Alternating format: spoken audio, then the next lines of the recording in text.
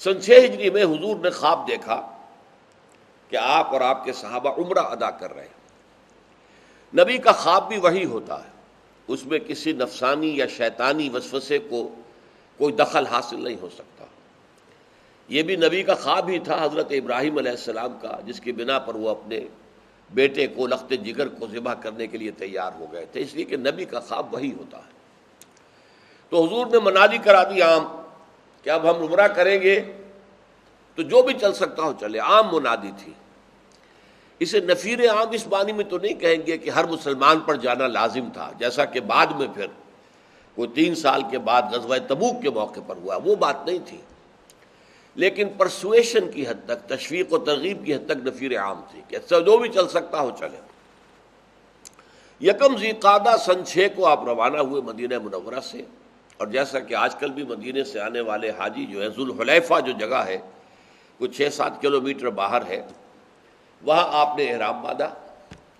آپ کے ساتھ 1400 یا 1500 اصحاب تھے، اور ازواج مطہرات میں سے حضرت ام سلمہ رضی اللہ تعالی عنہا ساتھ تھی۔ ساتھ ہی ہدی کے جانور بھی لے لیے گئے، ان کے گلوں میں پٹکے ڈال دیے گئے، جو عرب کی یہ قدیم روایات کے مطابق وہ جانور بڑے قابل احترام ہوتے تھے کہ جنہیں قربانی کے لیے بیت اللہ لے جایا جا رہا، اس پر کوئی ہاتھ اٹھانا، اس کو نقصان پہنچانا، ان کی قدیم روایات کے اعتبار سے جو حضرت ابراہیم کے دور سے چلی آ رہی تھی، وہ بہت ہی برا کام تھا۔ ساتھ ہی ایک خاص علامت ہوتی تھی کہ اونٹ جو ہے جو قربانی کے لیے لے جائے جا رہے ہوں، ان کے کوہان کو چیرا جاتا تھا، اور اس میں سے جو خون نکلتا تھا اس سے اس پورے کوہان کو لیپ دیا جاتا تھا۔ یہ علامت تھی کہ یہ ہدی کا اونٹ ہے اور یہ جا رہا ہے بیت اللہ، اور وہاں جا کر یہ اللہ کے نام پر نحر کیا جائے گا۔ آپ چلتے چلتے جب مکے کے قریب پہنچ گئے تو آپ کو معلوم ہوا کہ جو اصل شاہراہ ہے مدینے سے مکے کی طرف، اس پر ایک جگہ تنعیم آتی ہے جہاں سے آج کل لوگ عمرے کرتے ہیں جا کر۔ یہاں سے حج کے لیے گئے، ابھی حج میں 15 دن پڑے ہیں یا 10 دن ہیں، تو پھر یہ ہے کہ وہ مکے سے باہر نکلے، تنعیم سے چلے گئے، اس لیے کہ پھر وہ حدود حرم سے باہر ہو گئے، پھر وہاں سے احرام باندھا، پھر واپس آ گئے، پھر عمرہ کر لیا۔ اس طرح لوگ جو ہیں عمروں کے ڈھیر لگاتے رہتے ہیں۔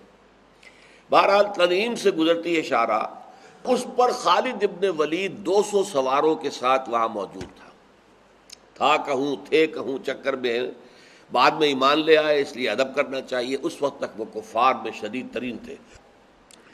بہرحال حضور کو جب اس کی اطلاع ہوئی تو آپ نے راستہ بدل کر آپ حدیبیہ کی طرف چلے گئے۔ یہ شمیسیہ کہلاتا تھا اس زمانے میں، حدیبیہ اب اس کا نام ہے، اور یہ جو جدے سے راستہ آتا تھا مکے کی طرف اس پر تھا۔ بلکہ وہاں ہوا بھی یہ کہ ظہر کی نماز جب صحابہ پڑھ رہے تھے وہیں پر، ابھی حدیبیہ نہیں پہنچے تھے، کہ خالد ابن ولید نے دیکھا سب کے سب نماز پڑھ رہے، تو اس نے سمجھا تو بڑا اچھا موقع ہے، ٹوٹ پڑے ان پر، ان کو ختم کر دیں، یہ تو نماز میں ہی ہوں گے۔ اس نے کہا اچھا خیر اب تو ظہر کا وقت تو نکل گیا، آخر دور سے دیکھ رہے تھے، تو اس نے سوچا یہ اب عصر کا وقت جب آئے گا تو پھر ہم اسی طرح ٹوٹ پڑیں گے۔ لیکن عصر کی نماز سے پہلے پہلے وہ صلاۃ الخوف کا حکم آ گیا جو سورہ نساء میں ہے، کہ وہ آدھی فوج جو ہے وہ نماز پڑھے گی، 1 رکعت حضور کے ساتھ ایک جماعت پڑھ لے گی، پھر حضور بیٹھے رہیں گے پہلی رکعت کے خاتمے پر، اور صحابہ یہ جنہوں نے نماز پڑھی اپنی 1 رکعت اور پڑھ کے سلام پھیر کے علیحدہ ہو جائیں گے۔ اب بقیہ آدھی فوج جو ہے وہ آ جائے گی، اور وہ آ کر 1 رکعت حضور کی امامت میں ادا کر لیں گے، اور پھر حضور 1 رکعت کے بعد سلام پھیر دیں گے، آپ کی 2 رکعتیں ہو گئی، اور یہ صحابہ 1 رکعت بعد میں پوری کر لیں گے۔ تو اس طریقے سے اس کے لیے خالد ابن ولید کے لیے موقع نہیں رہا، اور یہاں حدیبیہ میں آ کر حضور کی جو اونٹنی تھی وہ بیٹھ گئی، اڑ گئی، تو اسے بہت لوگوں نے اٹھانے کی کوشش کی۔ حضور نے فرمایا حبسھا حابس الفیل، اسے روکا ہے اسی نے جس نے کہ اصحاب الفیل کا جو ہاتھی آیا تھا، جس نے اس کو روکا تھا، اسی نے اس کو روکا ہے، یہ جگہ ہے، یہیں پر ہمیں حکم ہو گیا کہ اب پڑاؤ ڈالیں۔ اب یہاں مسلمانوں کا پڑاؤ ہو گیا، 1400-1500 افراد، سب نے احرام باندھے ہوئے، تلواریں نیام کے اندر، جو ان کے زمانے میں اصول تھا کہ یہ نہ نظر آئے کہ یہ جنگ کے لیے آئے ہیں یا کوئی ان کے سامنے کوئی جارحانہ عزائم ہے۔ اب کچھ آمد و رفت شروع ہوئی۔ بدیل بن ورقہ خزاعی جو بنو خزاعہ حضور کے خلفاء میں سے تھے قریب سے ہی، وہ آئے، اس حضور نے صلح کی پیشکش کر دی کہ جاؤ قریش سے کہہ دو میں لڑنے کے لیے نہیں آیا ہوں، جنگ پیش نظر نہیں ہے، ہمیں عمرہ کرنا ہے، ہمارا راستہ نہ روکے، ہم عمرہ کریں گے واپس چلے جائیں گے۔ انہوں نے جا کر وہی بات کہی مکے والوں سے، انہوں نے کہا کوئی نہیں، نتھنگ ڈوئنگ، ہم کسی صورت محمد کو مکے میں داخل نہیں ہونے دیں گے اور ان کے ساتھیوں کو صلی اللہ علیہ وسلم رضی اللہ تعالیٰ عنہ اجمعین۔ پھر قریش کی جانب سے آیا مکرز ابن حفص کہ جو بات آپ نے کہلوا کے بھیجی تھی وہ بدیل بن ورقا خزائی کے ہاتھوں، کیا وہ صحیح بات تھی؟ وہ تصدیق کر کے چلا گیا۔ پھر بنو کنانہ کا ایک شخص آیا، اس نے جو دیکھا اتنے لوگ ہیں اور سب احرام میں ہیں، اتنا بڑا کبھی احرام میں مجمع اس نے دیکھا بھی نہیں ہوگا، اور اونٹوں کے کوہان چرے ہوئے ہیں اور خون سے ان کو لیپ دیا گیا ہے، اور جانوروں کے گلوں کے اندر پٹکے پڑے ہوئے ہیں کہ جو نشانی ہے اس کی کہ یہ ہدی کے جانور ہیں۔ انہوں نے کہا سبحان اللہ، اللہ پاک ہے، اور وہ واپس چلا گیا بغیر کچھ کہے سنے۔ آخر میں پھر عروہ ابن مسعود ثقفی آئے، یہ بڑے ایک سینئر ڈپلومیٹ آدمی تھے۔ انہوں نے حضور صلی اللہ علیہ وسلم کو پہلے تو انٹیمیڈیٹ کرنے کی کوشش کی، اے محمد صلی اللہ علیہ وسلم، یہ اپنی نفری سے دھوکہ نہ کھا جانا، کہیں جنگ کا موقع آیا تو یہ سب آپ کو چھوڑ کے بھاگ جائیں گے۔ اس پر اتنا طیش آیا حضرت ابوبکر کو کہ آپ نے شاید زندگی میں پہلی اور آخری دفعہ گالی دی اور کہا تم سمجھتے ہو کہ ہم محمد کا ساتھ چھوڑ دیں گے؟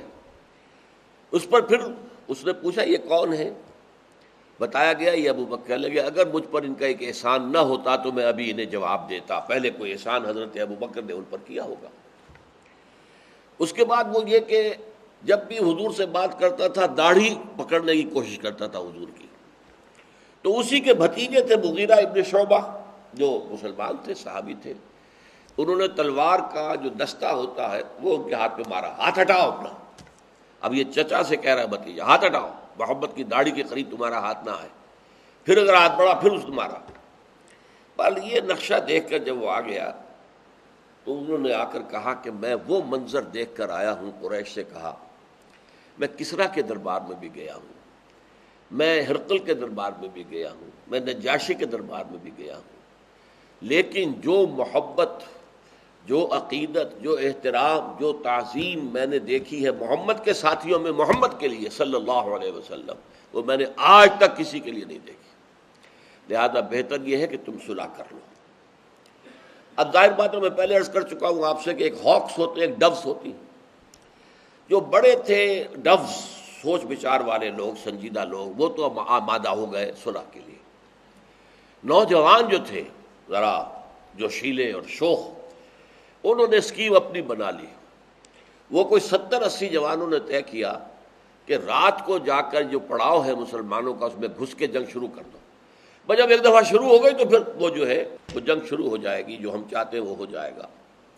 لیکن یہ کہ وہاں پہرے کا پورا انتظام تھا۔ حضرت محمد بن مسلمہ یہ وہاں پر اس پہرے کے انچارج تھے، انہوں نے ان سب کو گرفتار کر کے حضور کی خدمت میں پیش کر دیا۔ حضور نے کہا جاؤ میں تمہیں چھوڑتا ہوں، تمہارا قصور معاف کرتا ہوں۔ وہ چلے گئے۔